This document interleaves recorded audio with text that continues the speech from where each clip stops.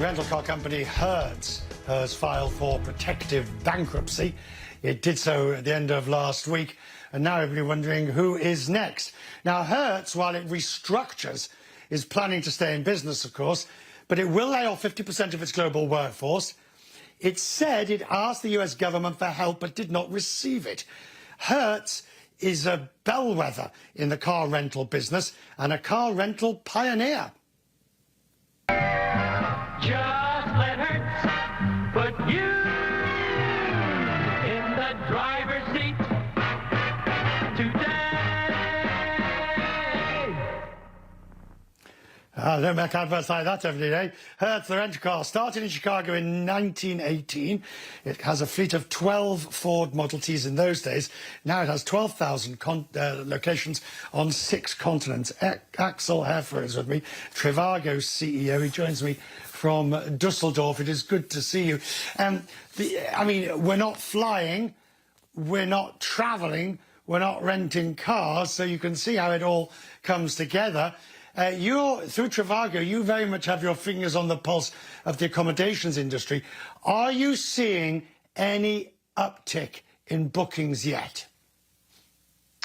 Indeed, we do. I mean, in regions where the healthcare situation is improving, in the US to a little extent, but then in Germany and Europe in particular, you do see an interest in new bookings, and you do see an increase in searches, and particularly for the summer months. But it's off it's off a zero base, and it's going to be very low. What do you expect this summer, take us all the way from now through till October, say, is going to look like for travel? So the first travel that we do see that is coming back is domestic travel, and they are in particular travelers going from the metropolitan areas to more remote areas, so to the coastal areas and to the mountains. That is a common trend that we see across the markets where there is a stable health situation. We do expect the radius of operandi to expand. So starting with apartments and vacation rentals, going to hotels with high safety standards and health standards. And then at the late summer, some international travel, both in Europe and in the US. If we look at the plight of organisations like yours, of course, your largest shareholder is Expedia, which is doing its own restructuring as a result. Where are you going to get your business from? Because at best, business travel till the end of the year is likely to be spotty, and leisure travel is not going to be that robust either at the luxury or at the hotel end.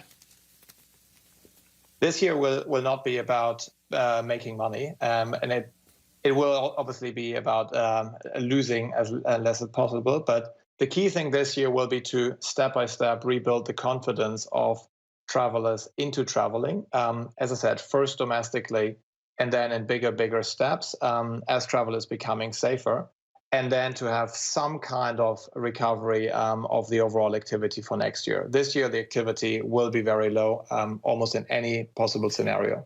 Right.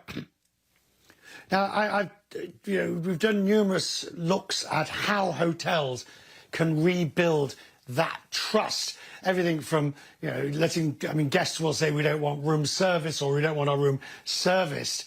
But what do you think will be the touchstone for rebuilding travel? There'll be lots of hotels that'll make lots of pretty noises, but what will be the evidence that will make people feel better? I mean, it might sound simple, but I do think that that trips where everybody's coming back healthy will help to rebuild the confidence. And that's why we do think that really step by step, getting more and more out of your comfort zone will be important. Apartments are considered by a lot of people as the safest accommodation type. Then the next one, smaller hotels with not full occupancy and big distance, no common areas. And then you will really go step by step back to something that will be not normal, but will be closer to normal. Do you think the concept, for hotels, for travel companies, for yourself, selling what you do, you know, it's not about campaigning at the moment, is it? It's about building confidence, as you said, building trust. But how do you also then still tap into the wanderlust for travel, when many people are saying wanderlust?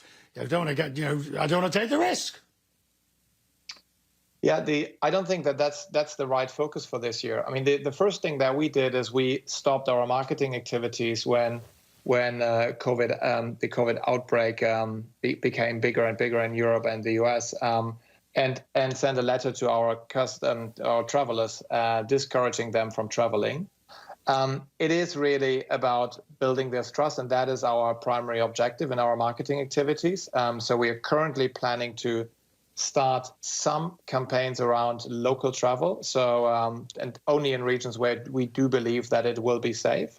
So it is much more supportive marketing rather than revenue generating marketing, and that will be key to rebuild that trust, to generate significant revenues for next year. A quick one just occurred to me. Cancellations, cancelable refunds. Viewers to this programme know I'm sitting on several $1,000s worth of refunds from airlines which have not come back to me yet. What about the ability to get a refund? The industry has taken a bloody nose and a black eye over this. That is correct. I mean, thankfully, we as a website that offers transparency and doesn't handle the booking as such, we did not have to deal with cancellations. But the cancellations have been very painful to a lot of travel companies. What we have done is we have worked hard to increase the number of rates that are cancelable on our site significantly, which is what travelers need right now. Yeah, absolutely. Couldn't agree with you more. Axel, very good to have you on Quest for Business. Please, let's make sure we have you back again as this thing unfolds, so we can get the strategy of how the markets and the accommodation industry is moving. Thank you, sir. I appreciate your time. Now.